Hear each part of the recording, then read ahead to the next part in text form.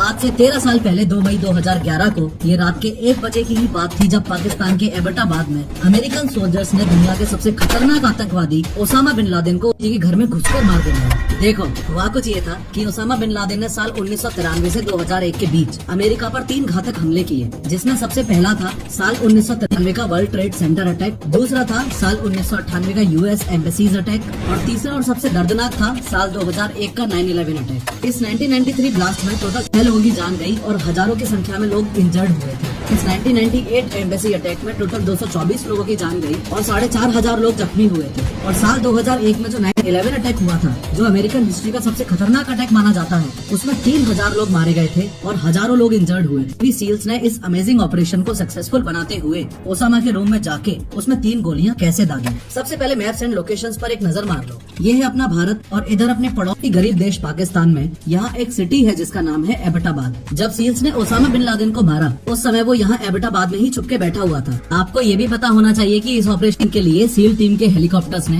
अफगानिस्तान में एक सिटी जलालाबाद से उड़ान भरी थी। ये जलालाबाद ही यूएस नेवी सील्स का बेस था। 13 साल पहले 1 मई 2011 की बात है, रात के 10:30 बज रहे थे। इस ऑपरेशन के लिए जलालाबाद के यूएस बेस में 4 हेलीकॉप्टर्स उड़ान भरने के लिए तैयार हैं। ये 2 तो हैं चिनूक हेलीकॉप्टर्स और ये 2 हैं ब्लैक हॉक्स। प्लान ये है कि ये दोनों ब्लैक हॉक्स तो उड़ के एबटाबाद जाएंगे और ये दोनों चिनूक यहाँ पर ही बैकअप के लिए स्टैंड बाय पर रहेंगे। अब देर रात में ये दोनों ब्लैक हॉक्स यहाँ से पाकिस्तान के लिए रवाना हो जाते हैं। कि ऐसा कैसे हो सकता है कि 2 अमेरिकन हेलीकॉप्टर्स पाकिस्तान के एयर स्पेस में फ्लाई करते हुए एबटाबाद जा रहे हैं और पाकिस्तानियों को खबर भी नहीं हो रही है, या यूँ कह लो कि पाकिस्तान के रडार्स इन दोनों हेलीकॉप्टर्स को ट्रैक क्यों नहीं कर पा रहे। दोनों ब्लैक हॉक्स को डिजाइन ही इस तरीके से किया गया था कि इनमें से ना तो साउंड डिटेक्ट हो और ना ही ये रडार में ट्रैक हो पाए। इन शॉर्ट, इस पूरे हेलीकॉप्टर के ऊपर हेवी फैब्रिक की कोटिंग करी गई थी ताकि इसकी रडार और इंफ्रारेड विजिबिलिटी कम हो जाए। अब रात को करीबन 1 बजे दोनों हेलीकॉप्टर्स एबटाबाद में ओसामा बिन लादेन के कंपाउंड तक पहुंच जाते हैं। इससे पहले कि सील कमांडोज हेलीकॉप्टर में से उतरकर ओसामा बिन लादेन को शूट कर। ये जो ऑलमोस्ट ट्रायंगुलर शेप्ड प्रॉपर्टी आपको दिख रही है, ये पाकिस्तान के एबटाबाद नामक शहर में ओसामा के छिपे रहने का ठिकाना था। आप क्लियरली नोटिस कर पा रहे हो कि ये प्रॉपर्टी कितनी ज्यादा आइसोलेटेड है। आसपास सटा हुआ कोई भी मकान आपको देखने को नहीं मिलेगा। इसमें ओसामा बिन लादेन इस टॉप फ्लोर पर यहाँ रहता था। सामने से ये रास्ता है और ये लेफ्ट साइड वाला कंपाउंड खाली पड़ा रहता था। इसमें ये लोग सिर्फ कचरा जलाते थे। ये घर की मेन एंट्रेंस थी और आगे चलकर एक और गेट था।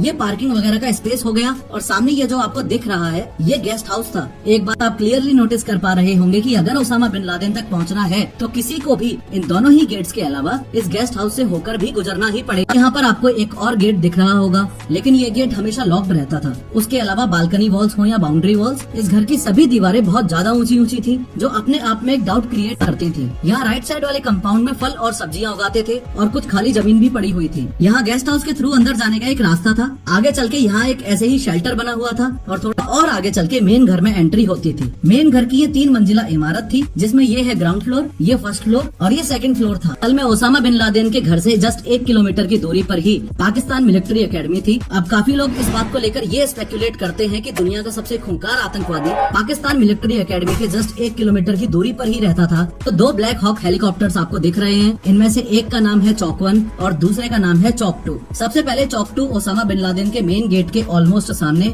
होवर करने लगता है। यहाँ ये चॉक 2 इसलिए होवर कर रहा था क्योंकि यहाँ इसे 4 सील्स, एक कॉम्बैट असॉल्ट डॉग जिसका नाम कायरो था और उसके हैंडलर को लैंड करवाना था। इस बात को भी यहाँ ही समझ लो कि इस चॉक 2 हेलीकॉप्टर में टोटल 12 सील्स थे, एक डॉग था और एक डॉग हैंडलर था। सिमिलरली इस चॉक 1 हेलीकॉप्टर में भी 12 सील्स और थे, यानी टोटल 24 कमांडोज की टीम को ओसामा बिन लादेन की हत्या के लिए भेजा गया था। खैर, ओसामा बिन लादेन के सामने वाले रास्ते में कुछ बंदों को उतारने के बाद चॉक 2 हेलीकॉप्टर में अब जो बचे हुए सील्स हैं उनको ये ओसामा बिन लादेन के रूम की छत पर लैंड करवा देता है। ये सब करने के बाद चॉक 2 का काम खत्म और अब चॉक 2 वापस अपनी इनिशियल पोजीशन पर चला जाता है और वहीं पर होवर करने लग जाता है। अब बारी है चॉक 1 हेलीकॉप्टर। चॉक 1 हेलीकॉप्टर में टोटल 12 सील्स ओसामा की ऐसी तैसी करने के लिए मौजूद हैं और इनका प्लान ये था कि ओसामा के घर की जो बिल्डिंग है उसके जस्ट सामने ये जो लॉन है इसमें इन्हें लैंड करना है। अब जैसे ही चॉक 1 इन सभी सील्स को लेकर डिसाइडेड पोजीशन पर पहुंच के होवर करने लगता है, वैसे ही इसके साथ एक अनएक्सपेक्टेड हादसा हो जाता है। हादसा ये कि चॉक 1 एयर वॉर्टेक्स फ्लो का शिकार बन जाता है। दुनिया के सबसे बेस्ट हेलीकॉप्टर पायलट्स के हाथों में होने के बाद भी टोटली अनबैलेंस हो गया। अपनी जगह से हटके लेफ्ट साइड वाले कंपाउंड में चला गया और सबसे पहले तो उसका थोपड़ा जमीन में भिड़ा, फिर उसकी पूंछ दीवार के ऊपर गिर के टूट गई।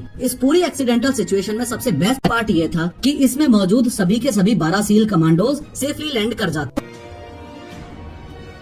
खैर सभी 12 सील्स हेलीकॉप्टर से सेफली बाहर आकर सबसे पहले इस दीवार को अप्रोच करते हैं। सामने ये जो गेट मिलता है इस पर एक एक्सप्लोसिव ब्लास्ट करते हैं। यहाँ से निकलकर इनको सामने एक और गेट मिलता है, वहाँ भी एक्सप्लोसिव ब्लास्ट करते हैं और फिर इस पार्किंग एरिया में आकर गेस्ट हाउस को अप्रोच करते हैं। सील टीम गेस्ट हाउस को सिक्योर करने के लिए जैसे ही गेट के पास पहुंची तो उन्हें अंदर से कुछ आवाजें आने लगी। जैसे ही वो लोग अंदर जाने वाले होते हैं आगे से AK-47 बुलेट्स की बारिश होने लगती है। ये बारिश करने वाला व्यक्ति था अबू अहमद अल कुवैती। इस बात को समझो कि फिलहाल इस गेस्ट हाउस के अंदर टोटल 4 लोग मौजूद हैं। 2 बच्चे जिनको बोरी से ढक रखा था, अबू अहमद की बीवी और खुद Abu Ahmed. Abu Ahmed Osama bin Laden का राइट हैंड था। ये ओसामा का पाकिस्तानी कुरियर था और यही आदमी अपनी पूरी फैमिली के साथ इस गेस्ट हाउस में रहता था। खैर रिस्पांस में जब सील टीम ने काउंटर अटैक किया तो उसमें अबू अहमद को गोली लगती है और वो मारा जाता है। ऐसा होते ही अबू अहमद की बीवी गेट खोलकर बाहर भागती हुई आती है और बोलती है, मर गया है वो, तुमने मार दिया उसे। अबू अहमद की बीवी का ये कदम इसलिए भी था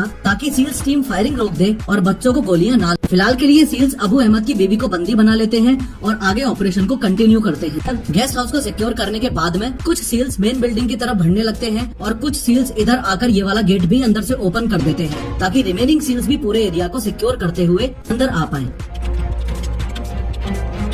अब फाइनली सभी सील्स ओसामा बिन लादेन को मारने के लिए मेन बिल्डिंग की तरफ बढ़ने लगते हैं। जैसे ही मेन बिल्डिंग के ग्राउंड फ्लोर में सील्स एंटर करते हैं तो सामने अबरार दिखता है। अब यहाँ ग्राउंड फ्लोर में जो लोग थे उनको भी समझ भी लो। यहाँ मेन बिल्डिंग के ग्राउंड फ्लोर में एक तो अबरार मौजूद था, अबरार की बीवी थी और कुछ बच्चे थे। ये अबरार उस बंदे का छोटा भाई था जिसको जस्ट अभी गेस्ट हाउस में सील टीम ने मार गिराया, यानी कि